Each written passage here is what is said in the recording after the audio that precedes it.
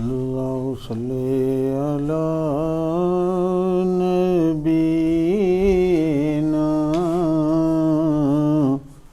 صلی علی محمد پڑھیے صلی علی شفیعنا صلی علی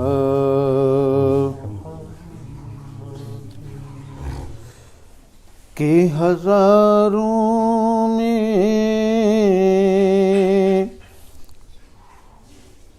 72 تن تھے تسلیم و رضا والے،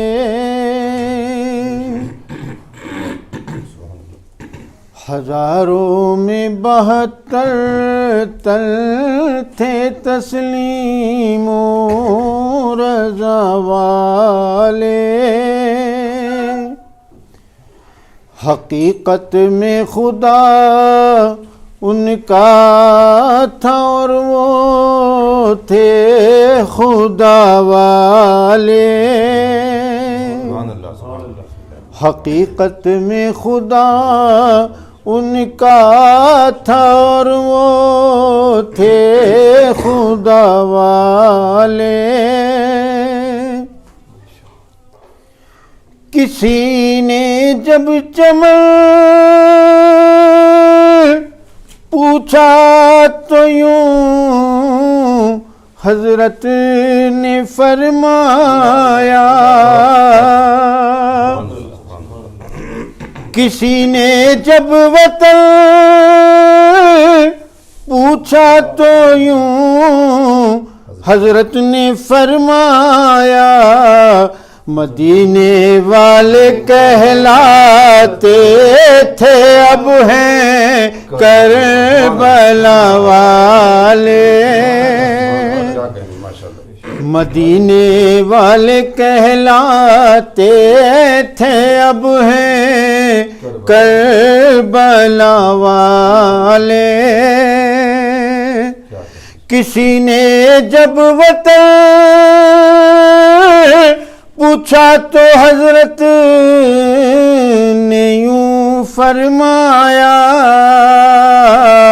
مدینے والے کہلاتے تھے اب ہیں کربلا والے، اور حسین ابن علی کی کیا مدد کر سکتا تھا کوئی، حسین بن علی کی کیا مدد کر سکتا تھا کوئی، یہ خود مشکل کشا تھے اور تھے مشکل کشا والے، یہ خود مشکل کشا تھے اور تھے مشکل کشا والے،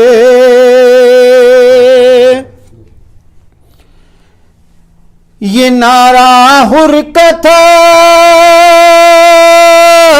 جس وقت فوج شام سے نکلا، یہ نعرہ حر کا تھا جس وقت فوج شام سے نکلا، کہ دیکھو یوں نکلتے ہیں جہنم سے خدا والے، کہ دیکھو یوں نکلتے ہیں جہنم سے خدا والے، یہ نعرہ حر کا تھا جس وقت فوج شام سے نکلا، کہ دیکھو یوں نکلتے ہیں جہنم سے خدا والے کہ دیکھو یوں نکلتے ہیں جہنم سے خدا والے، ہزاروں میں 72 تن تھے تسلیم و رضا والے۔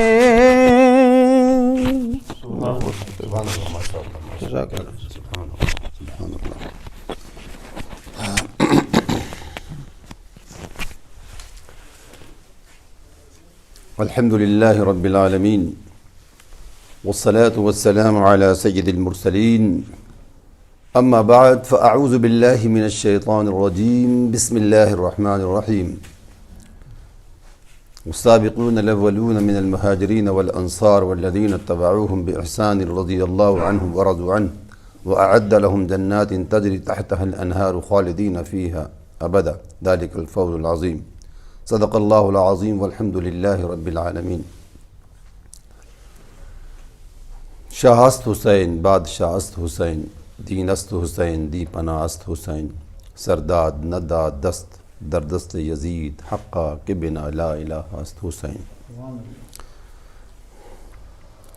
معزز و لائق صد احترام حضرات گرامی، قبل اس کے کہ بات کی جائے، آئیے ہم اور آپ سب مل کر اپنے اور ساری کائنات کے مرکز عقیدت حضور عقائد و عالم فخر بنی آدم نور مجسم جناب احمد مجتبیٰ محمد مصطفیٰ صلی اللہ تعالی علیہ وآلہ وسلم کی بارگاہ بے کس پناہ میں اور آپ کے آل و اصحاب کی بارگاہ میں ہدیہ درود و سلام پیش کریں۔ صلو علی الحبیب اللہم صلی وسلم وبارک علی سیدنا محمد وآلہ واصحابہ اجمعین، صلاۃ و سلام علیک یا سیدی یا رسول اللہ صلی اللہ علیہ وسلم۔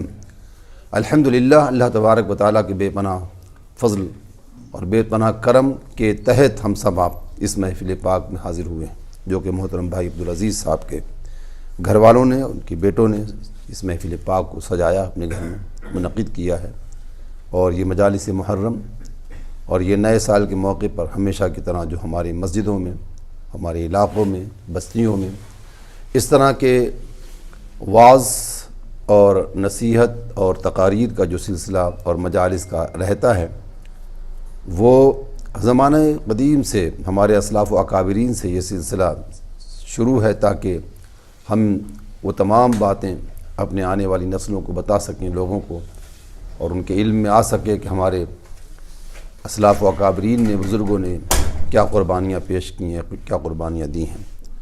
اسی کے تحت یہ محفل پاک بھی منعقد کی گئی ہے، تاکہ ہمارے علم میں رہے اور ہمارا علم تازہ رہے۔ جیسے کسی نے کہا کہ تازہ خواہی داشتن گرداغ ہائے سی نرا، گاہے گاہے باز خواہ این قصہ پاری نرا، کہ کبھی کبھی ان قصوں کو پڑھ لیا کرو، کبھی کبھی ان قصوں کو یاد کر لیا کرو، پڑھ لیا کرو، اس لیے کہ ان کے پڑھنے سے دل کے زخم ہرے ہو جاتے ہیں، یعنی ایمان تازہ ہو جاتا ہے۔ اور اسی کے تحت بحمدہ تعالی ہم یہاں بیٹھے ہیں، اور آج ہماری چھٹی مجلس ہے۔ اللہ تعالیٰ اسے قبول فرمائے۔ قرآن کریم کی وہی آیت صحابہ کرام سے متعلق اللہ تعالیٰ نے کئی جگہوں پر بات کی ہے۔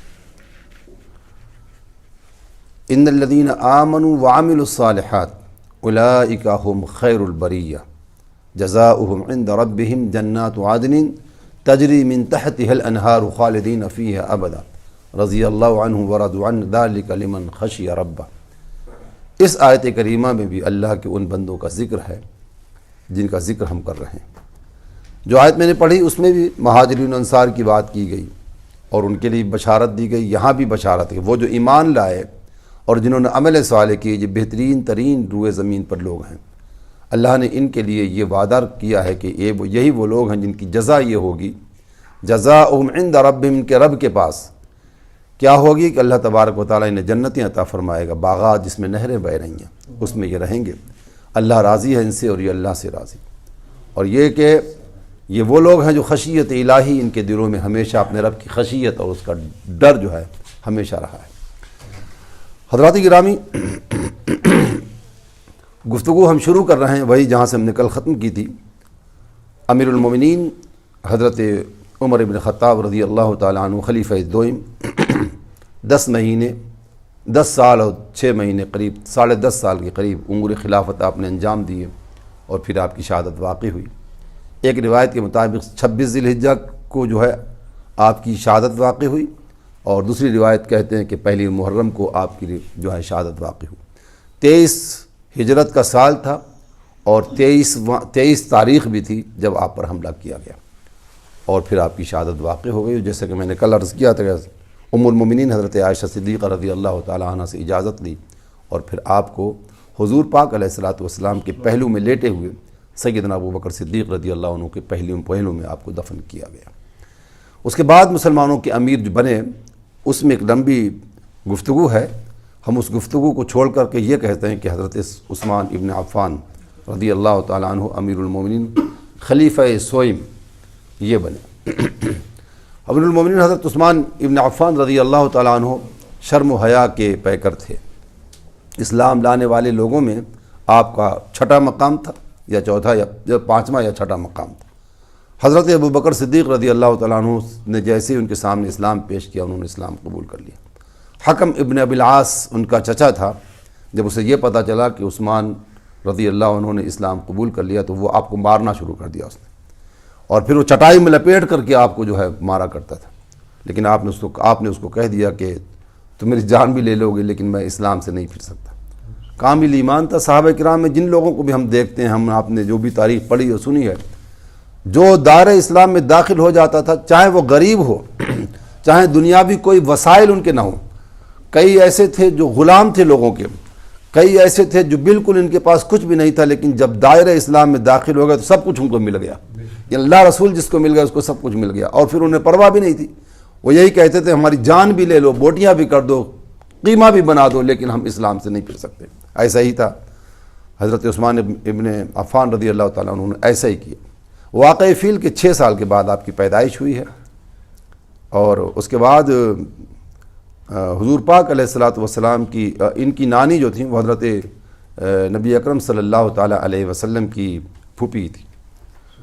رشتہ اس طرح سے بنتا ہے، اور اس کے بعد پھر اسلام جب قبول کر لیا تو آپ چونکہ پیسے والے تھے، مالدار تھے، اس لیے ان کو غنی کہا جاتا ہے، لیکن غنی ایک لقب ہوتا ہے، غنی کا مطلب مالدار۔ حضرت عثمان کو رضی اللہ عنہ کو غنی بھی کہتے ہیں اور ذو النورین بھی کہتے ہیں، جو دونوں لقب ہیں۔ ذو النورین تو ہم سب جانتے ہی ہیں، دنیا میں جتنے بھی لوگ آدم علیہ السلام سے لے کر قیامت تک جو بھی آئیں گے، جتنے انبیاء کرام آئے ہیں، ان کے اولاد بھی ہوئی ہے، آگے ان کی اولادوں کی شادیاں بھی ہوئیں۔ ہمارے پیارے آقا مصطفیٰ کریم صلی اللہ علیہ وسلم کی بھی اولاد تھی، لیکن آپ کے صاحبزادگان جو تھے، بیٹے جو تھے، وہ تو وفات پا گئے چھوٹی عمر میں، اور اس کی حکمت تھی اللہ تعالیٰ کی، جو بھی اس پر انشاءاللہ کبھی موقع ملا تو بات کی جائے گی۔ بہرحال لیکن آپ کی صاحبزادیاں تو تھیں، اور بھی انبیاء کرام علیہ السلام کے بچے بھی ہوتے رہے ہیں، اور آگے ان کے جو ہے ان کی اولاد بھی ہوتی رہی ہے۔ لیکن یہ خوش نصیبی کسی کو حاصل نہیں ہے کہ ایک نبی کی بیٹی کسی کے نکاح میں آئی ہو، 2 بیٹیاں آئی ہوں۔ ایک بیٹی تو آئی ہوگی، لیکن 2 بیٹیاں کسی کے نکاح میں، آدم علیہ السلام سے لے کر کے تمام علماء اس کو لکھتے ہیں کہ کسی نبی کی بیٹیاں 2 بیٹیاں کسی کے نکاح میں نہیں۔ یہ حضرت عثمان رضی اللہ تعالیٰ عنہ اتنے خوش نصیب تھے کہ حضور پاک علیہ الصلوۃ والسلام کی ایک صاحبزادی بی بی رقیہ رضی اللہ تعالیٰ عنہ سے اعلان نبوت سے پہلے آپ نے ان سے نکاح کیا تھا، اور دوسری بیٹی ام کلثوم کا نکاح بعد میں کر دیا۔ حضرت علی رضی اللہ تعالیٰ عنہ فرماتے ہیں جب ام کلثوم رضی اللہ تعالیٰ عنہ کا انتقال ہوا تو آپ صلی اللہ علیہ وسلم نے فرمایا خدا کی قسم میری اگر 40 بیٹیاں بھی ہوتی تو ایک کے بعد ایک میں عثمان کو دے دیتا، ایک کے بعد 40، اس سے فضیلت دیکھیں آپ، ایک کے بعد ایک اپنی بیٹی کو میں عثمان رضی اللہ عنہ کے ساتھ، یہ حضرت علی کی روایت رضی اللہ عنہ۔ تو اس سے اندازہ لگائیے کہ وہ کتنے خوش نصیب تھے۔ 2 نور والے کہا جاتا ہے، ذو النورین، ذو النورین کے مطلب 2 نور والے۔ یہ 2 حضور کی بیٹیاں ان کے نکاح میں آئی تھیں۔ حضرت امیر المومنین خلیفہ سوم عثمان ابن عفان رضی اللہ تعالیٰ عنہ جو تھے، ان کی ایک دوسری ان کا لقب یہ تھا اور خوبی یہ تھی کہ ان کو غنی کہا جاتا تھا، اور غنی کا مطلب مالدار۔ لیکن یہ وہ غنی ہوتا ہے اسلام میں صحیح معنوں میں جو اللہ کی راہ میں اپنے مال کو خرچ کرے، اس لیے انہوں نے اپنا بے دریغ مال اللہ کی راہ میں خرچ کیا۔ سیدنا عثمان رضی اللہ تعالیٰ عنہ جب ہجرت کر کے مدینہ طیبہ پہنچے ہیں تو مدینہ طیبہ میں کئی مواقع ایسے آئے کہ حضور پاک علیہ الصلاۃ والسلام نے انہیں جنت کی بشارت دی۔ مدینہ طیبہ پہنچنے کے بعد سب سے بڑا مسئلہ لوگوں کے لیے، مسلمانوں کے لیے یہ تھا کہ ان کے پاس پانی نہیں تھا، وہاں پینے کے لیے پانی نہیں ملتا تھا تو بہت خریدتے تھے اور مشکل تھی۔ حضرت عثمان غنی رضی اللہ عنہ کو اللہ تعالیٰ نے مال دیا تھا۔ آپ نے ایک یہودی جو اپنے پانی کو کنویں سے نکال کر بیچا کرتا تھا، آپ نے اس سے کہا کہ میں کنواں خریدنا چاہتا ہوں، آپ کا آدھا کنواں۔ آدھے کنویں سے مطلب یہ کہ ایک دن آپ لیں، ایک دن میں پانی لوں گا، ایک دن میرے لیے، ایک دن آپ کے لیے، بتائیے کیا قیمت ہے۔ کہا جاتا ہے کہ 12,000 درہم میں آپ نے ایک دن کا پانی خریدا، یعنی آدھا کنواں خریدا، اور ایک دن اس کے لیے تھا۔ سیدنا عثمان رضی اللہ تعالیٰ عنہ نے بیر روما نام تھا اس کنویں کا، تو اس یہودی سے جب خرید لیا تو آپ نے جو پانی ان کا دن ہوتا تھا وہ فری، جو بھی چاہے لے، مسلمان ہو غیر مسلمان کوئی بھی ہو، پانی فری تھا۔ لیکن جب یہودی کا دن آتا تھا تو پانی بیچتا تھا، لیکن اب بکتا ہی نہیں تھا۔ پہلے دن لوگ بھر لیتے تھے، ایک دن پہلے دن لوگ اتنا زیادہ بھر لیتے تھے، ایک دن اگلے دن بھرنا ہی نہیں کسی نے، تو وہ اس کا پانی بکنے کا کاروبار کم ہو گیا۔ پھر وہ آپ کے پاس آیا اور کہا کہ آپ نے تو ایک ایسی چیز شروع کر دی ہے اور ایک ایسا کام شروع کر دیا تو میرا کاروبار ہی ختم ہو گیا، اور اب تو میرے کاروبار کا کوئی مطلب نہیں ہے، تو میں اس کو حصے کو بھی بیچنا چاہتا ہوں۔ پھر اس نے حضرت عثمان غنی رضی اللہ عنہ کے ہاتھ پر 12,000 پہلے اور پھر 8,000 درہم بعد میں دے کر کے پورا کنواں آپ کو دے دیا۔ اس کو بیر عثمان کہتے ہیں، جو کہ آپ مدینہ طیبہ جا کر دیکھ سکتے ہیں، آپ سب نے دیکھا بھی ہوگا، جو مدینہ شریف آج بھی بیر عثمانی ہے وہ، اور پانی وہاں آپ پی سکتے ہیں، ابھی بھی پانی ہے اس کنویں میں سے نکلتا ہے۔ بہرحال تو یہ وہ کنواں تھا۔ آقا کریم صلی اللہ تعالیٰ علیہ وآلہ وسلم کی بشارت حضرت عثمان غنی رضی اللہ تعالیٰ عنہ کے لیے یہ بشارت ہے۔ اتنا بڑا کام کیا مسلمانوں کے لیے، جنت کی بشارتیں دیکھیں کیسے بشارتیں ملتی ہیں۔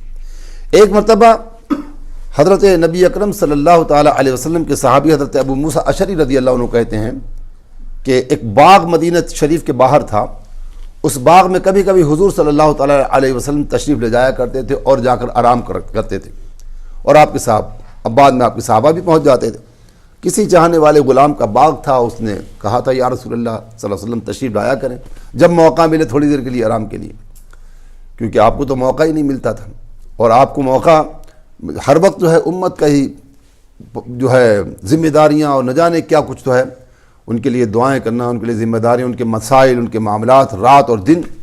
اسی لیے ایک صحابی حضور پاک علیہ الصلوۃ والسلام کی خدمت میں آتے تھے جب آپ کی محفل ہوتی تھی، تو وہ آپ کو کچھ ایسی بات کرتے تھے تاکہ آپ ہنس دیں۔ اس کی وجہ یہ بیان کی جاتی ہے کہ جب آپ کو یہ ایسی بات اس لیے وہ کہتے تھے، جب ان سے پوچھا گیا کہ آپ ایسی باتیں کیوں کرتے ہیں، تو انہوں نے کہا یا ہم تو اس لیے کہتے ہیں کہ یا رسول اللہ صلی اللہ علیہ وسلم کے چہرے انور پر خوشی آ جائے، اسی لیے۔ ایک مرتبہ آئے اور آنے کے بعد کچھ چیز لے آئے، وہاں سے کس دکان سے کچھ چیز تحفے میں لے کر کے آ گئے، اور لانے کے بعد حضور صلی اللہ علیہ وسلم کے پاس پیش فرما دی، یا رسول اللہ جی آپ کی خدمت میں ہدیہ ہے۔ اور اس کے بعد پھر حضور سے فرمایا کہ اس کا بل یہ ہے تاکہ لوگ اور سب کے سب ہنس پڑے۔ تو آپ نے فرمایا کہ جب ہدیہ دیا تھا بل تو نہیں دیا جاتا نا، لیکن ان کا کہنے تھا، ان کے پاس تو تھا نہیں، لیکن مطلب یہ کہنا کہ حضور خوش ہو جائیں، اور آپ بھی ان سے محبت فرمایا کرتے تھے۔ ایک مرتبہ ایک شخص حضور پاک علیہ الصلوۃ والسلام کی محفل میں بیٹھا کرتے تھے، ان کا نام عبداللہ تھا، عبداللہ حمار کہتے تھے لوگ ان کو۔ کبھی کبھی شاید وہ شراب بھی پی لیا کرتے تھے، کبھی کبھی ان کا شاید کوئی عادت ہوگی۔ جب حضور کے پاس آتے اور شراب کی کوئی بات پتہ چل جاتی تو ان کو پھر تھوڑے سے کوڑے وڑے لگا دیے جاتے، جیسا اس زمانے میں کوئی باقاعدہ طور پر شراب کے بارے میں سزا مقرر نہیں کی گئی تھی، باقاعدہ طور پر جو ہے بس کچھ 10-20 ڈنڈے لگا دیے، لیکن وہ حضور کی محفل میں بیٹھا کرتے تھے آخر۔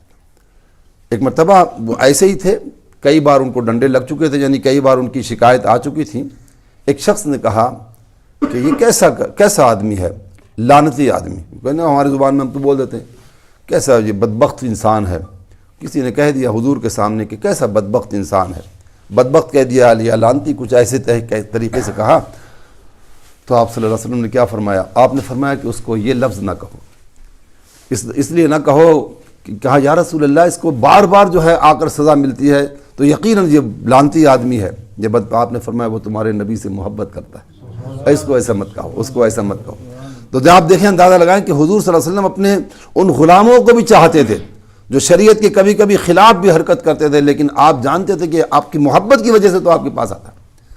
تو سیدنا عثمان غنی رضی اللہ تعالیٰ عنہ اس حضور پاک علیہ الصلوۃ والسلام اس باغ میں، ابو موسیٰ اشعری رضی اللہ عنہ فرماتے ہیں کہ اس باغ میں کبھی کبھی حضور صلی اللہ علیہ وسلم تشریف لے جاتے تھے، مدینہ طیبہ کے باہر آرام فرمایا کرتے تھے۔ آرام فرمانے کے لیے ایک مرتبہ گئے تو یہ جو صحابہ کرام تھے آپ کے، جو خلفائے راشدین جن کو ہم کہتے ہیں، حضرت ابو بکر صدیق، حضرت عمر، حضرت عثمان، حضرت علی رضی اللہ تعالیٰ عنہ، یہ لگائے رہتے تھے پتہ حضور کہاں ہیں اس وقت، کہ حضور کے ساتھ رہیں، حضور کی باتیں سنیں، حضور کے کلام سنیں، حضور کی کچھ جو ہو سکتا ہے آپ کا تعاون کریں، آپ کو کسی طرح سے رنج نہ ہونے دیں، دکھ نہ پہنچنے دیں، آپ کے احکامات کی تعمیل ہوتی رہے اور آپ حکم دیں تو ہم اس کے مطابق آگے۔ تو یہ ہم اکثر آپ نے سنا ہوگا بہت مقام پر بہت بار کہ سیدنا ابو بکر صدیق ہیں، حضرت عمر ہیں، حضرت عثمان غنی رضی اللہ عنہ، حضرت علی رضی اللہ عنہ، یہ سب لوگ حضور کے ساتھ اکثر ہوا کرتے تھے۔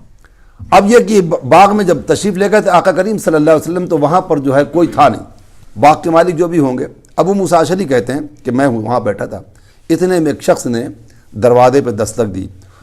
اس زمانے کے باغ بھی ایسے ہوا کرتے ہیں، گھر میں لوگ انہی میں اپنا گھر بنا لیتے تھے، دیوار بنا لیتے تھے، دروازے بھی بنا لیتے تھے۔ کسی نے دروازے پہ دستک دی تو آپ صلی اللہ علیہ وسلم نے فرمایا افتح لہ وبشرہ بالجنہ، جاؤ دروازہ کھولو جا کے اور اس آنے والے کو کہہ دو کہ تمہیں جنت کی بشارت دی حضور صلی اللہ علیہ وسلم۔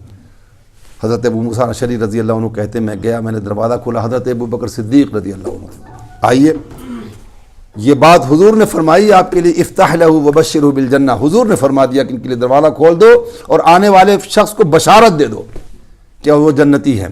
بڑے خوش آئے صحابہ کرام، حضور کی خدمت میں جا کر بیٹھ گئے۔ اس کے بعد تھوڑی دیر کے بعد ایک بات، دروازہ پھر کھٹکھٹایا کسی نے، تو پھر آپ فرماتے ہیں افتح لہ وبشرہ بالجنہ، جاؤ دروازہ کھولو جا کر کے اور جو آنے والا ہے اس کو بتا دو کہ تمہارے لیے جنت کی بشارت ہے۔ جا کے دروازہ کھولا، حضرت عمر رضی اللہ تعالیٰ عنہ تشریف لائے۔ تیسری مرتبہ پھر دروازے پہ جب دستک ہوئی تو حضور اکرم علیہ الصلوۃ والسلام نے فرمایا دروازہ کھولو، افتح لہ وبشرہ بالجنہ علی بلوى تصیبہ، جا کر دروازہ کھول دو، بشارت دے دو، اور یہ کہ وہ جب مصیبت ان پر آئے گی، بلائیں یا بہت بلوا یا بلا ہوگی جس پر ان کو جو ہے بتا دو کہ تم پر بڑی مصیبت آنے والی، ایک وقت آئے گا تم پر مصیبت ہوگی، سخت ترین مصیبت ہوگی۔ وہ دیکھا دروازہ حضرت عثمان غنی رضی اللہ تعالیٰ۔ اب اس سے اندازہ لگائیں، اس سے اندازہ لگائیے کہ حضور پاک علیہ الصلوۃ والسلام کو، جب میں پہلے بھی ایک دو بار عرض کر چکا ہوں کہ یہ علم ہی تو اللہ نے دیا اپنے محبوب کو، کب بلا آئے گی، کب وبا آئے گی، کب فتنے ہوں گے، کب معاملات ہوں گے۔ ایک صحابی کہتے ہیں حضور پاک علیہ الصلوۃ والسلام مسجد نبوی شریف میں بیٹھے ہوئے تھے اور اتنی دیر میں ایک صاحب نکلے سامنے سے، ان کے سر پر جو ہے چادر پڑی ہوئی تھی۔ آپ صلی اللہ علیہ وسلم نے فرمایا یہ جو شخص جا رہا ہے یہ فتنوں کے دور، ابھی آپ وہ شخص نکل گئے، کہا کہ یہ جو شخص نکل کر گیا ابھی چہرہ ڈھکا ہوا تھا، شخص گیا ابھی یہ شخص جو ہے بڑے فتنوں میں آزمایا جائے گا، فتنے ہوں گے، آزمائش ہوں گی، اس کی بڑی سخت ترین فتنوں میں ہوگی، لیکن اس دن وہ اس پر ہدایت پر ہوگا۔ صحابی کہتے ہیں میں دوڑتا ہوا گیا، میں نے کہا دیکھوں تو یہ کون ہے، جب ان سے چادر اٹھائی تو حضرت عثمان غنی رضی اللہ عنہ، چادر چہرے سے اٹھائی تو حضرت سیدنا عثمان غنی رضی اللہ عنہ۔ اس سے اندازہ لگائیے کہ حضرت عثمان غنی رضی اللہ تعالیٰ عنہ کو یہ بشارت مل چکی تھی کہ سخت ترین دور آپ کی زندگی میں آئے گا، فتنوں کا دور، اتنے مالدار شخص، اتنے پیسے والے، بے شمار غلام تھے، جو ہے کام کرنے والے، نوکر چاکر، ملازمین، بہترین مکان، اور نہ جانے کتنا، اور پھر یہ بشارت اس طرح کی ہے تو یقیناً حضور نے فرمایا تو ضرور ہونے والی، ایسا ہی ہونے والا ہے۔ اللہ کے رسول صلی اللہ تعالیٰ علیہ وآلہ وسلم نے ایک مرتبہ غزوہ تبوک کے موقع پر جب مسجد میں یہ اعلان کیا کہ لوگوں اپنے مالوں کو لے کر کے آؤ، کیونکہ یہ جیش اسرہ کہلاتا ہے، اور جیش اسرہ کا مطلب وہ لشکر جو تنگ دستی کا لشکر تھا، اور ہم سب جانتے ہیں، اہل اسلام جب بچے بھی ہمارے جانتے ہیں، بڑا مشہور یہ جیش تھا، کیونکہ اس سے پہلے قحط پڑا ہوا تھا مدینہ طیبہ میں، جو ہے وہ کھجوریں وغیرہ جو ہے وہ ہوئی نہیں تھی، مسلمانوں پہ سخت ترین مشکل کا وقت تھا، اور اب اس 1-2 سال پہلے لوگوں کے پاس پیسے نہیں تھے، ختم ہو گئے تھے، اب اس سال میں جب یہ جیش لشکر تیار ہو رہا تھا، اس سال میں جو ہے پھل وغیرہ آ گئے اور موقع تھا، کہ ابھی گھر پر رہ کر کے پھلوں کی دیکھ بھال کی جائے اور اس کے بعد پھر ان کو فروخت کیا جائے، لیکن ایسے موقع پر اللہ کا حکم اور اللہ کے رسول کا حکم آ گیا کہ جنگ میں جانا ہے، غزوہ تبوک میں جانا ہے، اور غزوہ تبوک کے لیے پیسے اکٹھا کرنے تھے۔ آقا کریم صلی اللہ تعالیٰ علیہ وآلہ وسلم نے غزوہ تبوک کے موقع پر مسجد نبوی شریف میں اعلان کیا کہ لوگوں، یقیناً یہ سخت ترین وقت ہے، تمہارے لیے آزمائش کا وقت ہے، لیکن اللہ اور رسول کا حکم یہ ہے، اللہ تعالیٰ کا حکم یہ ہے کہ تمہیں اس جنگ میں جانا ہے، خود بھی جانا ہے اور پیسے بھی لے کر کے آؤ، یعنی اس میں جا کر کے حصہ لو۔ تو ایسے موقع پر حضرت عبد الرحمن بن عوف رضی اللہ تعالیٰ عنہ کہنے لگے، یا رسول اللہ صلی اللہ علیہ وسلم، پیسے والے تھے صحابی، بڑے مشہور عشرہ مبشرہ کے صحابی ہیں، 4000 درہم انہوں نے دیے، دوسرے صحابہ کرام بھی لے کے آئے۔ سیدنا عثمان غنی رضی اللہ تعالیٰ عنہ کا، یا رسول اللہ صلی اللہ علیہ وسلم، میرے طرف سے 100 اونٹ، کھڑے ہو کر کہا میرے طرف سے 100 اونٹ، میں ساد و سامان کے، اونٹ بھی اس زمانے میں اونٹ کی بھی قیمت ہوتی تھی، ساد و سامان کے مطلب سب کچھ، یعنی جو اس پر مجاہد بیٹھے گا تو اس کو تلوار بھی چاہیے، اس کو برچھی بھی چاہیے، اس کو بھالا بھی چاہیے، اس کو زرہ بختر بھی چاہیے، اس کو سر پہ لگانے کی چیز بھی چاہیے، جسم، یعنی سب کچھ ایک جو ہے مجاہد کے لیے جتنی چیزیں ہوتی ہیں اونٹ کے ساتھ ساتھ، فرمایا 100 اونٹ میری طرف سے۔ حضرت عثمان غنی رضی اللہ عنہ تشریف فرمائی تھے کہ حضور نے پھر کھڑے ہو کے اعلان فرمایا، اے لوگوں، اپنے مال کو نکالو اور اللہ کی راہ میں دو۔ آپ نے فرمایا پھر 200 اونٹ، یا رسول اللہ 100 اونٹ اور کہا۔ اس کے بعد پھر تیسری بار بھی علماء فرماتے ہیں، مؤرخین لکھتے ہیں، آپ نے 1000 اونٹ دیے، 1000 اونٹ میں ساز و سامان کی۔ ابن عساکر نے اپنی کتاب میں فرمایا ہے کہ حضور پاک علیہ الصلوۃ والسلام نے جو ہے 1000 اونٹ حضور کی بارگاہ میں سیدنا عثمان غنی رضی اللہ تعالیٰ عنہ نے دیے، اور پھر جلدی سے گھر پر گئے، اور جانے کے بعد بھی یہ محفل لگی ہوئی تھی، چندہ ہو رہا تھا، کلیکشن ہو رہا تھا۔ جا کر یہ جو تھیلی، یہ جو آستین ہوتی ہے نا، اس آستین میں سونے کی اشرفیاں لے کے آیا، 1000 اشرفیاں لے آئے۔ ایک اشرفی جو ہوتی ہے، ایک دینار تھے، اس کو ہم اشرفی کہتے ہیں، دینار جو ہوتا ہے وہ 4.5 ماشے کا ہوتا ہے، تقریباً 4.5 ماشے کا ہوتا ہے، اور ماشے کے مطلب یہ کہتے ہیں کہ 11.664 کا جو ہے ایک تولہ ہوتا ہے سونا، اور اس کے اندر وہ اپنی اس آستین میں 1000 بھر کر لے آئے۔ اس زمانے میں 1000 دینار بڑی قیمت رکھتے تھے، دینار کی قیمت بہت ہوتی ہے، اور لا کر جب حضور نے اعلان فرمایا، آپ کے سامنے کھن کر کے ساری ڈھیر لگا دیا سونے کا۔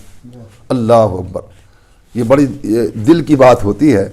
اور اس زمانے کے، اور جب کہ وہ قحط سالی کا زمانہ تھا، اور زمانہ بھی ایسا تھا کہ جیش اسرا کہا جاتا ہے کہ سختی کا زمانہ تھا، لوگوں کے پاس پیسے نہیں تھے، رکھ دیے حضور کے۔ آپ نے فرمایا ما ضر عثمان ما عمل بعد اليوم، آپ کے آج کے بعد عثمان کو کوئی عمل نقصان نہیں پہنچائے گا۔ ما ضر عثمان ما عمل بعد اليوم، اب تو یہ حضور کو پتہ ہی تو تھا کہ عثمان یہاں سے جانے کے بعد شراب تو نہیں پینے لگیں گے، عثمان یہاں جانے کے بعد کوئی معاذ اللہ کوئی غلط کام تو نہیں کرنے لگے۔ ہاں، اگر خلاف اولا کوئی کام ہو جائے گا تو ان سے کوئی اثر نہیں پڑے گا آج کے بعد جو ہے، کیونکہ حضرت عثمان غنی رضی اللہ عنہ کو یہ بشارت دی، کس نے؟ آقا کریم صلی اللہ تعالیٰ علیہ وسلم۔ اب آپ دیکھیں، اندازہ لگائیے، بشارت پر بشارت، یہ بشارت ہے کہ جنت کی بشارت دے دو، بیر روما کے موقع پر بشارت دے دو، یہاں فرمایا جاتا اب کوئی بھی چیز نقصان نہیں دے سکتی حضرت عثمان کو اگر کوئی عمل کرتے ہیں۔ اللہ تبارک و تعالیٰ اور اس کے رسول راضی ہو گئے۔ سیدنا عثمان غنی رضی اللہ تعالیٰ عنہ بڑے حیا کے پیکر تھے۔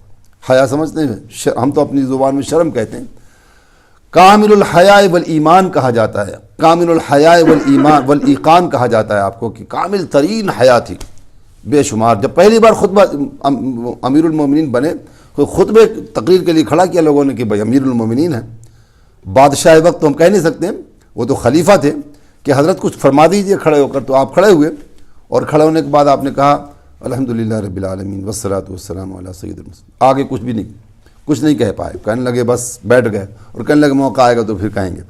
اور مطلب یہ کہنے کا کہ اتنا شرم و حیا کے پیکر تھے، اور یہ انداز تھا، اور ظاہر ہے کہ حضور صلی اللہ علیہ وسلم سے بے پناہ محبت تھی۔ اور آپ تو ایک مرتبہ بی بی عائشہ صدیقہ رضی اللہ عنہ فرماتی ہیں کہ ہمارے گھر پر جو ہے، یعنی حضور صلی اللہ علیہ وسلم تشریف فرما تھے، اور شاید کچھ ٹیک لگا کر حضور صلی اللہ علیہ وسلم بیٹھے ہوئے تھے، اور آپ کا جسم پر جو تہمن تھا وہ تھوڑا سا کھلا ہوا تھا، تھوڑا سا تہمن جو ہے جسم مبارک سے کھلا۔ سیدنا ابو بکر صدیق رضی اللہ تعالیٰ عنہ آئے، دروازہ کھٹکھٹایا، آپ نے کہا آ جاؤ، جس نے بلانے والے نے کہا آ جائیے، حضور ویسے ہی لیٹے آرام فرماتے رہے، اور وہ حصہ جو تھا جو آپ کے پنڈلی پر جو حصہ جسم مبارک کا کھلا تھا وہ کھلا رہا، اور بیٹھ گئے آ کر حضور سے سلام دعا کر کے بیٹھ گئے, سلام کر کے بیٹھ گئے. اس کے بعد تھوڑی دیر کے بعد حضرت عمر رضی اللہ تعالیٰ عنہ آئے, تب بھی آپ ویسے ہی بیٹھے رہے. اس کے بعد حضرت عثمان غنی رضی اللہ تعالیٰ عنہ آئے, اور جب وہ آئے تو حضور پاک علیہ الصلوۃ والسلام اٹھ کر بیٹھ گئے اور اس کی اپنے کپڑے کو صحیح کر لیا, اپنے کپڑے کو صحیح کر لیا, اٹھ کے بیٹھ گئے. یعنی پہلے تو ویسے ہی تھے, ٹیک لگائے بیٹھے تھے, ایک آئے دوسرے آئے, سب چاہنے والے ہی تو تھے. بعد میں جب وہ محفل ختم ہوئی تو حضرت بی بی عائشہ صدیقہ رضی اللہ تعالیٰ عنہا نے کہا, یا رسول اللہ صلی اللہ علیہ وسلم, میرے والد گرامی آئے تو آپ نے کہا آپ ویسے ہی لیٹے رہے. حضرت عمر آئے تو آپ نے فرمایا, اور عثمان جب آئے رضی اللہ عنہ تو آپ اس طرح سے آپ نے کیا ہے کہ آپ بیٹھ گئے, آپ نے کپڑے کو پورا ڈھانک لیا ہے. تو آپ نے فرمایا استحیی من رجل, کہنے لگے عائشہ میں اس سے کیوں نہ حیا کروں, تستحیی منہ الملائکہ, جس سے ملائکہ بھی حیا کرتے ہیں, جس کو میں اس سے حیا کیوں نہ کروں جس سے ملائکہ بھی حیا کرتے ہیں. اللہ اکبر, یہ مقام حضور صلی اللہ علیہ وسلم فرماتے ہیں. حضرت اسامہ بن زید رضی اللہ تعالیٰ عنہ کو ایک مرتبہ کچھ پیالے میں کھانا بھیجا, اللہ کے رسول صلی اللہ علیہ وسلم نے کہا جاؤ عثمان کے گھر پہ جا کر دے آؤ جا کے. حضرت عثمان غنی رضی اللہ تعالیٰ عنہ کے پاس اسامہ بن زید گئے, کیونکہ حضور نے تو جو ہے حضرت زید بن حارثہ کو بیٹا بنایا تھا, ان کے بیٹے تھے. بھیجا جب تو اس وقت شاید آیت حجاب جو ہے وہ نازل نہیں ہوئی تھی. تو جب وہ گئے تو انہوں نے بی بی رقیہ, حضور کی جو بیٹی تھی وہ ان کی بیوی تھی, دونوں کو دیکھا اور اس کے بعد پھر واپس آ گئے کچھ دے کر کے جو بھی حضور نے بھیجا تھا. جب وہ واپس آئے تو حضرت نبی اکرم صلی اللہ علیہ وسلم نے اسامہ سے پوچھا, اسامہ تم ان دونوں سے میاں بیوی سے بہتر کوئی جوڑا تم نے دیکھا ہے؟ کہا یا رسول اللہ ایسا خوبصورت ترین جوڑا ہم نے نہیں دیکھا. ایسا کیا کوئی حضور نے, یعنی کوئی ان کی خوبصورتی یا ان کا حسن و جمال یا ان کا وہ انداز آپ نے پوچھا تھا, بتانا تھا, یہ مقصد تھا کہ یقیناً جو ہے وہ ان کی شان یہ ہے. حضرت عثمان غنی رضی اللہ تعالیٰ عنہ جنگ بدر جب ہوئی تو اس میں شامل نہیں ہو پائے. حضور پاک علیہ الصلوۃ والسلام نے فرمایا بدر کی جنگ میں تم نہیں آؤ, کیونکہ بی بی رقیہ رضی اللہ تعالیٰ عنہ حضور کی جو صاحبزادی تھیں وہ بیمار, علیل تھیں, سخت ترین بیمار تھیں. آپ نے فرمایا عثمان تم جو ہے میری بیٹی جو تمہاری بیوی ہے زوجہ ہے اس کی تیمارداری کرو, تمہیں ہم جنگ بدر میں شامل مانیں گے. حضور جس کو فرما دیں, حضور نے فرمایا تم جنگ بدر میں ہی شامل ہو تو تم یہاں گھر میں, لیکن تم جنگ بدر کا تمہیں حصہ بھی ملے گا, غنیمت بھی ملے گی, جنگ بدر میں تم شامل بھی ہوگا, لیکن میری بیٹی کی تیمارداری کرو. اللہ اکبر, اپنی بیوی کی تیمار. ایسا بھی تو ہے, دیکھیں حضور پاک علیہ الصلوۃ والسلام کی بارگاہ میں وہ صحابی آتے ہیں, کہتے ہیں یا رسول اللہ صلی اللہ تعالیٰ, آپ نے بارہ سب سنا ہوگا, کہنے یا رسول اللہ روزہ ٹوٹ گیا اور روزے کے جو ہے جو اس کا جو کفارہ جو ہے وہ غلام کو آزاد کرنا ہے اور 60 روزے رکھنا ہے, اور اس کے بعد پھر صدقہ و خیرات جو ہے 60 آدمیوں کو کھانا کھلانا ہے. تو انہوں نے کہا یا رسول اللہ ایک روزہ مجھ سے رکھا نہیں ہے, بڑھاپے میں نہیں رکھا جاتا ہے, میں غلام کہاں آزاد کروں گا. تو پھر آپ نے کہا اچھا جاؤ 60 آدمیوں کو کھانا کھلا دو. کہا یا رسول اللہ میں تو غریب آدمی کہاں سے کھلاؤں گا. تو آپ اسی وقت میں کوئی ٹوکری لے کر کے آ گیا اور لا کر کے حضور کی بارگاہ میں وہ ٹوکری رکھ دی, کہا کہ کھجوروں کی بھری ہوئی. کہا اچھا ایسا کرو, حضور نے فرمایا کہ یہ ٹوکری لے جاؤ اور مدینہ شریف کے غریبوں میں جا کے تقسیم کر دو, تمہارا کفارہ ہو جائے گا. انہوں نے کہا یا رسول اللہ مجھ سے زیادہ غریب کون ہوگا, تو فرمایا جاؤ کھا لو, جا کر کے تم کھا لو, تمہارا کفارہ ادا ہو جائے. تو آپ صلی اللہ علیہ وسلم جو فرما دیں آپ کی بات ہی کچھ. تو آپ نے فرمایا بدر کی جنگ میں تم شریک نہ ہونا, اپنی بیوی کی یعنی میری بیٹی کی تیمارداری, وہ سخت ترین علیل ہیں, تمہیں بدر کی جو ہے جو ہوگا مال غنیمت میں حصہ دیا جائے گا اور بدر میں شامل بھی مانا جائے گا. اور اس کے بعد پھر ایسا ہی حضرات گرامی جب جنگ بدر میں مسلمانوں کو فتح ہوئی, حضور پاک علیہ الصلوۃ والسلام کی طرف سے جو سب سے پہلا قاصد مدینہ طیبہ میں خبر لے کر کے آیا کہ مسلمانوں کو اللہ نے فتح عطا فرما دی اور کافروں کو خاکستر کر دیا, خائب و خاسر ذلیل و رسوا کر دیا, مارے گئے 70 پکڑے گئے, بھاگ گئے باقی. وہ لے کر کے جلدی کے ساتھ بہت تیزی کے ساتھ جو ہے خبر لانے والا جب آیا تو اس وقت بی بی رقیہ رضی اللہ عنہا کا جنازہ نکل رہا. گویا وہ آپ صلی اللہ علیہ وسلم کو پتہ تھا, آپ کے علم میں یہ بات تھی کہ شاید یہ ان کے آخری لمحات یا آخری ایام ہیں, اسی لیے حضرت عثمان غنی رضی اللہ تعالیٰ عنہ کو آپ نے روک دیا اور کہا کہ آپ جنگ احد میں جو ہے, آپ نے سنا ہوگا جنگ احد کا قصہ تو بہت بار پڑھتے رہتے ہیں, ہم سنتے رہتے ہیں. جنگ احد میں یہ ہوا تھا کہ جنگ احد میں جب پہلے تو مسلمانوں نے حملہ کر دیا اور کافروں کو بھگا دیا, لیکن دوسری بار وہ پیچھے سے آئے اور انہوں نے مسلمانوں پر بڑا سخت ترین حملہ کیا اور اس حملے میں جو ہے بہت سے مسلمان پیچھے ہٹ گئے، بھاگ بھی گئے ادھر سے ادھر، کوئی تو مدینے تک بھی پہنچ گئے، قریبی ہے تو ادھر ادھر، کیونکہ بڑا سخت ترین حملہ تھا اور بہت نقصان بھی ہوا۔ سیدنا عثمان غنی رضی اللہ تعالیٰ عنہ اس جنگ میں پیچھے ہٹ گئے، یہاں وہاں سے کہہ سکتے آپ بھاگ گئے، لیکن اللہ تبارک و تعالیٰ نے ان تمام اصحاب رسول صلی اللہ علیہ وسلم کو جو اس جنگ میں جو ہے کہہ سکتے ہیں جو پیچھے ہٹ گئے تھے یا بھاگ گئے تھے یا پیچھے ہٹ گئے تھے، اللہ نے انہیں معاف فرما دیا۔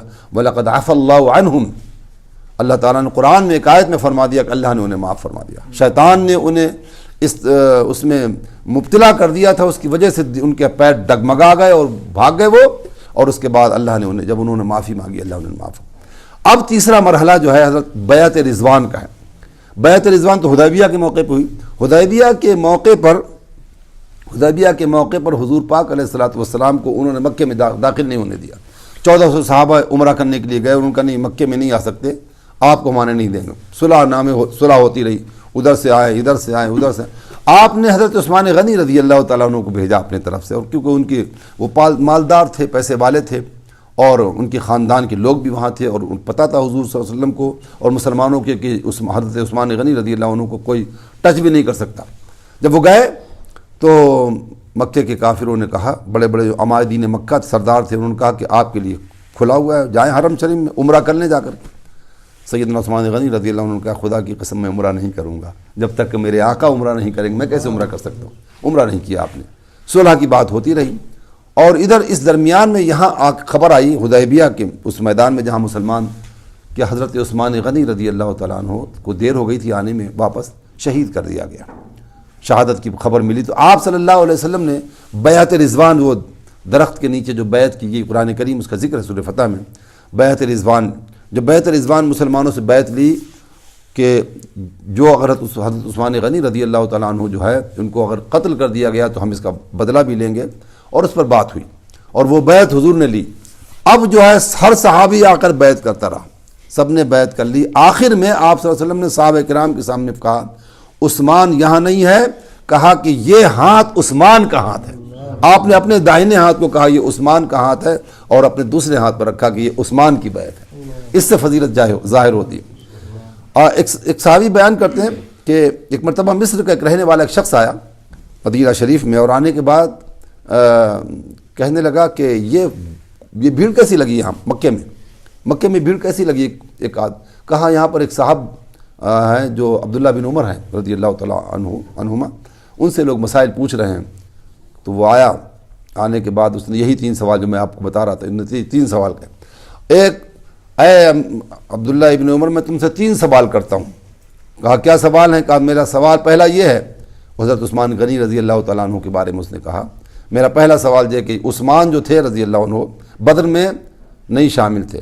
کہا نہیں شامل تھے۔ احد میں وہ بھاگ گئے تھے۔ کہا احد میں۔ بیعت رضوان میں بھی وہ نہیں تھے۔ اس نے یعنی اس کا مطلب یہ تھا کہنے کا کہ وہ تینوں سوال کرنے کے بعد ان کی مذمت میں یا ان کے ساتھ نفرت کرتا تھا یا ان کے ساتھ جو ہے اسے قلبی لگاؤ نہیں تھا ان کی۔ تو پھر آپ نے حضرت عبداللہ بن عمر رضی اللہ عنہما جو ہے سمجھ گئے، اور پھر آپ نے اس کو جواب دیا اور کہا کہ تم جو کہنا چاہتے ہو آؤ میں تمہیں جواب دوں۔ اور پھر آپ نے بدر کی بات بتائی کہ اس لیے حضور نے ان کو اجازت دی تھی۔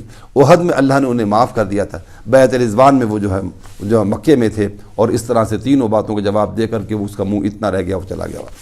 حضرت عثمان غنی رضی اللہ تعالیٰ عنہ کی بے شمار خوبیاں ہیں حضرات گرامی، اور یقیناً جو ہے ان کی کس کس خوبی کو ہم بیان کریں۔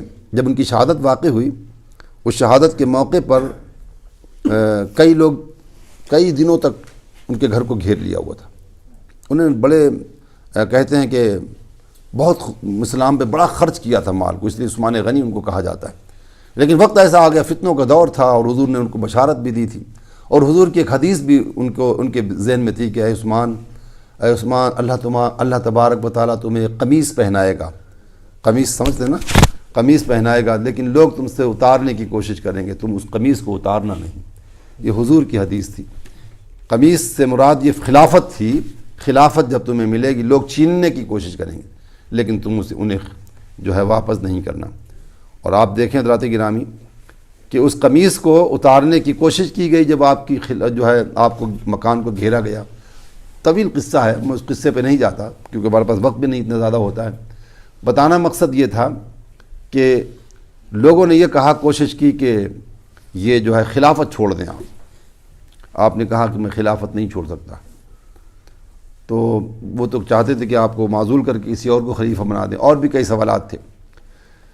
آپ کے چاہنے والے لوگوں میں مسلمانوں کی خود کی فوج تھی. حضرت علی رضی اللہ عنہ بھی موجود ہیں.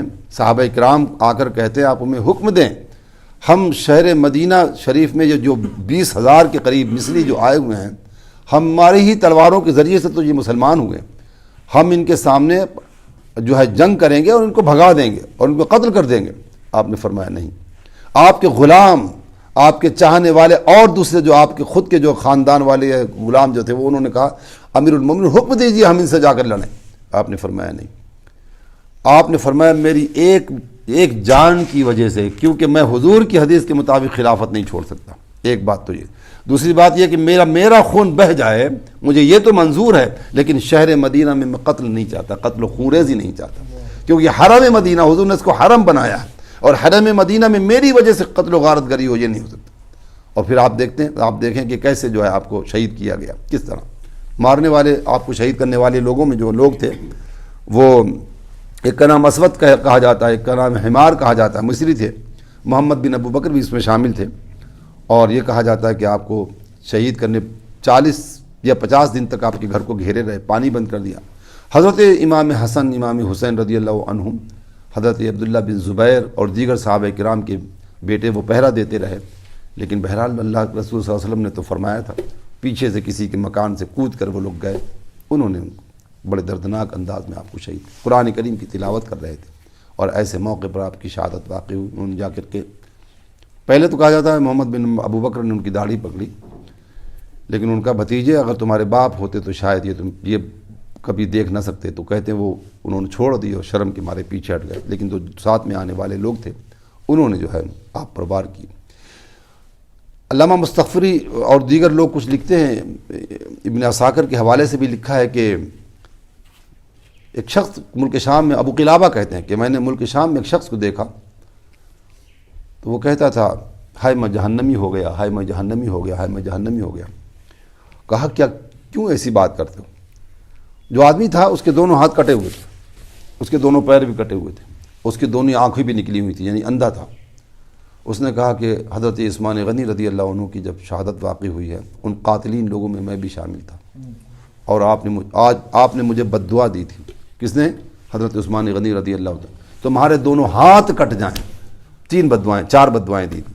تمہارے دونوں ہاتھ کٹ جائیں، تمہارے دونوں پیر کٹ جائیں، تمہاری دونوں آنکھیں اندھی ہو جائیں اور تم جہنمی ہو جاؤ. 3 چیزیں تو ہو چکی ہیں، میرے ہاتھ بھی کٹ گئے، میرے پیر بھی کٹ گئے، میری آنکھیں بھی اندھی ہو گئیں. اور چوتھی چیز جو ہے وہ جہنمی ہونے کے بارے میں جو انہوں نے فرمایا، مجھے یقین ہے کہ میں جہنمی ہو جاؤں. تو یہ وہ لوگ تھے حضرات گرامی جن لوگوں نے سیدنا عثمان غنی رضی اللہ تعالیٰ عنہ کو شہید کیا. اور ان کی شہادت پر کہا جاتا ہے ایک اور بات بھی انہوں نے فرمائی تھی. مورخین لکھتے ہیں انہوں نے کہا کہ اب تم ایک امام کے ساتھ جمع نہیں ہو پاؤ گے، تم میں اب انتشار پیدا ہو جائے. اور پھر اس کے بعد انتشار ہی تو پیدا ہو گیا. اس کے بعد ان کی شہادت واقع ہوئی رات کے اندھیرے میں. عبداللہ بن زبیر، حضرت زبیر بن عوام رضی اللہ عنہ نے ان کی نماز جنازہ پڑھائی. رات کے اندھیرے میں ان کی جنازے کی نماز میں 17 آدمی شہید تھے. وہ شخص، وہ امیر المومنین جس کی ساری دنیا میں جو ہے جو کہہ سکتے ہیں امیر تھے، ساری دنیا میں جن کی بادشاہت تھی، امارت تھی، امیر المومنین تھے. یعنی کہ وہ حضرت فاروق اعظم سے آگے 6 سال تک اور فتوحات ہوئی ہیں. نہ جانے کہاں تک جو ہے مسلمانوں نے فتوحات کر لی تھی. سارے جہان میں جہاں بھی اسلامی حکومت تھی، ہر جگہ کے امیر تھے. ان کے جنازے کی نماز میں رات کے اندھیرے میں پڑھی گئی اور شریک ہونے والے لوگوں میں 17 آدمی ہی تھے. حج کوکب جو جگہ ہے جنت البقیع میں، وہاں آپ کو دفن کیا گیا. اللہ تعالیٰ بے شمار رحمت نازل فرمائے ان کی قبر انور پر. وہ بڑے نرم دل تھے، بڑے جو ہے کہہ سکتے ہیں رقیق القلب تھے، بے پناہ ان میں محبت تھی حضور صلی اللہ علیہ وسلم سے، اور کامل الحیاء والایمان تھے، اور غنی بھی تھے، ذو النورین بھی تھے، اور بہت سارے القاب ان کے تھے. ان کی شان اور ان کی عظمت کون بیان کر سکتا ہے. اور وہاں سے پھر مسلمانوں میں اختلاف شروع ہو گیا، اور اختلاف بھی آپ ہم سب جانتے ہیں کیسا ہوا. اس کے بعد امیر المومنین حضرت علی ابن ابی طالب رضی اللہ تعالیٰ عنہ بنے. لوگوں نے ان کے ہاتھ پر بیعت کی، لیکن ان کی بیعت کے بعد جب لوگوں نے بیعت کی ہے تو مسلمانوں میں اختلاف پیدا ہوا، جیسے کہ ہم سب جانتے ہیں۔ ایک گروہ بصرہ میں، ایک گروہ شام میں سیریا میں، اور ایک گروہ مدینہ طیبہ میں۔ ایک جھنڈے کے تلے جمع ہونے والے یہ سارے کے سارے لوگ 3 حصوں میں بٹ گئے، مسلمانوں کے 3 حصے بن گئے۔ حضرت علی رضی اللہ تعالیٰ عنہ کی جب جو ہے آپ کی جب امیر المومنین بنے ہیں، جن کی شان اور عظمت کیا ہے، لیکن معاملات 35 ہجرت میں جو ہے جب حضرت عثمان غنی رضی اللہ عنہ کی شہادت واقع ہوئی، یہی دن تھے، ذوالحجہ کے دن تھے، آخری دنوں میں، یعنی کہ 18 ذوالحجہ تھی جب آپ کی شہادت واقع ہوئی۔ اس کے بعد حضرت علی ابن ابی طالب رضی اللہ تعالیٰ عنہ مسلمان امیر بنے۔ بے شمار خوبیاں حضرت علی ابن ابی طالب رضی اللہ تعالیٰ عنہ کی۔ حضور پاک علیہ الصلوۃ والسلام کے چچا کے بیٹے ہیں، حضور پاک علیہ الصلوۃ والسلام کے داماد ہیں، سیدہ فاطمہ رضی اللہ عنہ کے شوہر ہیں، حضرت حسنین کریمین رضوان اللہ علیہم اجمعین کے والد گرامی ہیں اور شیر خدا ہیں۔ اور آپ جانتے ہیں، آپ جانتے ہیں کہ حضرت علی کا مقام کیا تھا۔ ایسے امام تھے اور ایسا علم تھا کہ حضور نے ان کو فرمایا انا مدینۃ العلم وعلی بابها، میں علم کا شہر ہوں، علی اس کا دروازہ ہے۔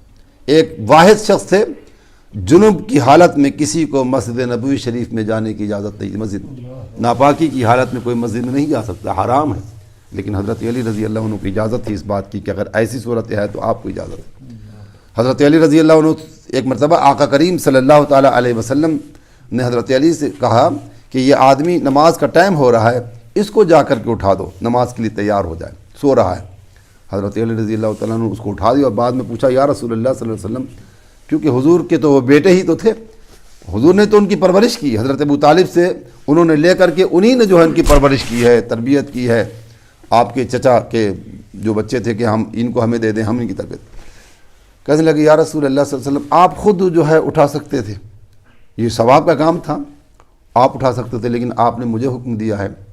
تو آپ نے کیا فرمایا؟ حضور نے فرمایا کہ میں نے تمہیں اس لیے حکم دیا تھا کہ تم اسے اٹھاؤ گے جب، اور وہ اٹھ کے آئے گا نماز میں تو ثواب تو تمہیں ملے گا ہی ملے گا، لیکن اگر وہ انکار کر دے تو وہ کافر نہیں ہوگا، لیکن اگر میں کہوں اور نہ آئے تو وہ کفر اس پر لازم ہو جائے گا، اس لیے اس کے کفر سے بچنے کے لیے میں نے تمہیں یہ بات دیکھیں حضرت علی رضی اللہ تعالیٰ عنہ سے آپ فرماتے۔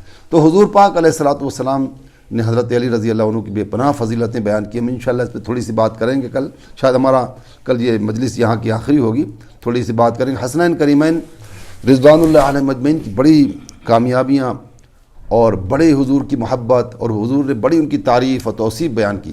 من احبہما فقد احبنی، جو ان دونوں سے محبت کرتا ہے وہ مجھ سے محبت کرتا ہے۔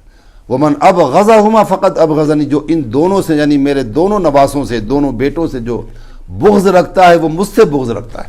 یہ حدیث ہے، اور اس کے علاوہ کئی اور حدیثیں ہیں، انشاءاللہ کل بات کریں گے۔